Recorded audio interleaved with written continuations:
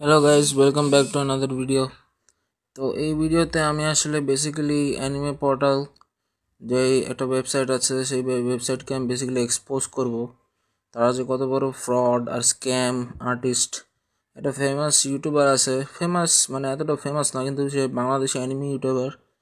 তার নাম হচ্ছে আকানো। আকানো তার চ্যানেলের নাম। তো সেই লোকটা মানে আপনার এই অ্যানিমে পোর্টালদের কাছ থেকে নিশ্চয়ই স্পন্সর হয়েছে, রকমারির থেকেও মনে হয় স্পন্সর হয়েছে, এটা কিন্তু ঠিক জানি না আমি, কিন্তু অ্যানিমে পোর্টাল থেকে ডেফিনেটলি স্পন্সর হয়েছে। সেই সেই লোকটা, এই যে সেই ইউটিউবারটা অ্যানিমে পোর্টালকে অ্যানিমে পোর্টালকে অ্যানিমে পোর্টালকে অ্যানিমে পোর্টালকে প্রমোট করেছে বলেই আমি ভাবছি যে এই অ্যানিমে পোর্টাল মনে হয় ভালো। কিন্তু আপনারা নিজেই দেখেন, ম্যাচগুলো পড়ে পড়ে আপনাকে শোনাই। আমি আপনাদের মাঙ্গাটা নিয়েছি 690 টাকা দিয়ে, সব ঠিক আছে, কিন্তু বুকের কিছু জায়গায় ড্যামেজ। তারপরে আরও প্রবলেমস আমি নোটিস করতে পারি। প্রিন্ট আনক্লিয়ার, ব্ল্যাক স্পটগুলো অনেক ব্ল্যাক অ্যান্ড আনক্লিয়ার, অনেক জায়গায় কালো দাগ আছে। তারা বলে পিক দিবেন কাইন্ডলি। আমি বললাম আমি দিচ্ছি। তারপরে আমি বললাম আমি আপনাদের রিভিউ দিতে চাই। এটা আমি কেন বলেছি, এটা আমি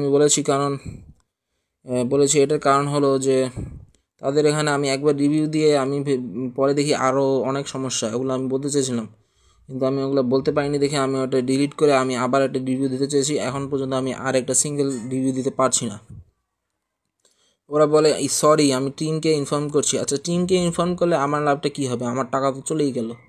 তারপর প্রিন্টিংয়ের দেখেন, প্রিন্টিংয়ে কিছু জায়গায় হালকা ঘোলা আর বুকের বাহিরে একটু ড্যামেজ। দেখেন, আপনারা এদের কাছ থেকে কিনলে কী এক্সপেক্ট করতে পারেন? দেখেন, ওয়ান পিস ভলিউম 54। আমি যেই ওয়ান পিসের একটা বই কিনেছিলাম, সেই ওয়ান পিসের বইটা ভলিউম 52, 53 আর 54, তিনটা ভলিউমে সব কিছু থাকার কথা এখানে। কিন্তু ওরা কি করছে, ওরা 526 পর্যন্ত দিয়ে রাখছে, 532 পর্যন্ত দেয়নি। তারপরে এরা রিপ্লাইও দেয় না টাইম মতো, ঠিক মতো রিপ্লাইও দেয় না। তারপরে এই দেখতেই পাচ্ছেন, আমি বললাম মিসিং চ্যাপ্টার্স, ওরা খালি আমাকে সরি বলতেছে। তারপরে বলে মিস্টেকেনলি এটা হয়ে গেছে, we are extremely sorry for that. তো আচ্ছা, সরি বললে কি আমার টাকাটা ফেরত আসবে? দেখেন আমি ওদেরকে কী বলতেছি আর ওরা আমাকে কী বলছে দেখেন। আমি বলছি আমাকে ডিসকাউন্ট দিতে হবে, নাহলে আমি কিনবো না।